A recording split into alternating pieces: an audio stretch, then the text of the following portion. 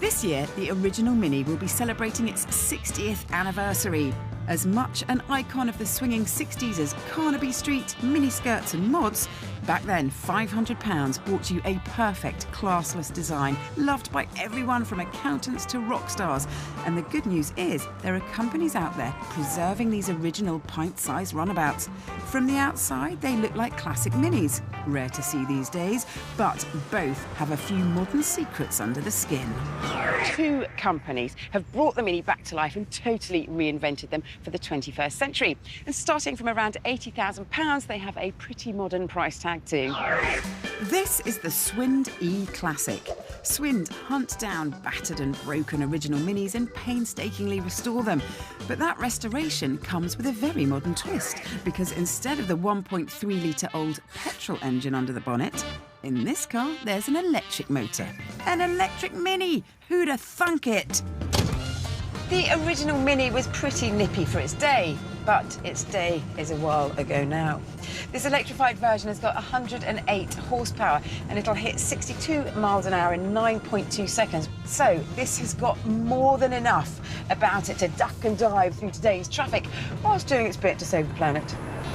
This E-Classic tops 80 miles an hour, which you would have struggled to reach in an original, and has a range of 125 miles on full charge. It also has regenerative brakes, which means the car uses the kinetic energy from braking and converts it into electricity to recharge the batteries. Other improvements are to the interior.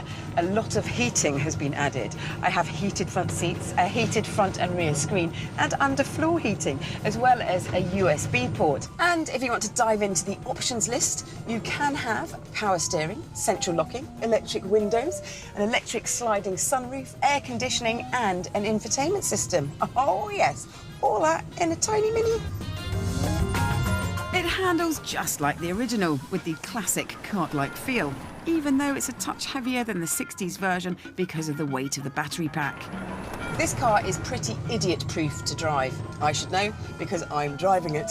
You have got a gear lever that you push forwards to go forwards and pull it back to go backwards. You've got a throttle pedal and a brake pedal, and that's it. Now, this may not be the biggest, most luxurious car I've ever driven, but it has got oodles and oodles of charm. Even at these low city speeds, it's fun, it's engaging, it's a joy. It's really, really sweet. I'm not madly missing a petrol engine, but I could seriously do without that electric whine. And the only way to get around that is to put a petrol engine back in it. And if it's an original Mini with its original petrol engine you're after, then this completely remastered version by coach builders David Brown is the one for you. Everything else on the car is brand new, even the body shell, which is stiffer than ever. And all the seams and the gutterings have either been removed or rounded off, so that this car is now as smooth as a bar of soap, and all the better for it, in my opinion. David Brown Automotive is a custom coach builder, and it shows. The attention to detail is fantastic. From the leather to the tweed to the Alcantara roof, all the beautiful aluminium switchgear. These are things that you would normally see in a Pagani, let alone a Mini. Their aim was to, and I quote, embrace the DNA of a design classic and skillfully and respectfully remaster it to meet the demands of modern-day life. And I reckon they're not far off. So jolly well done, chaps and chapesses.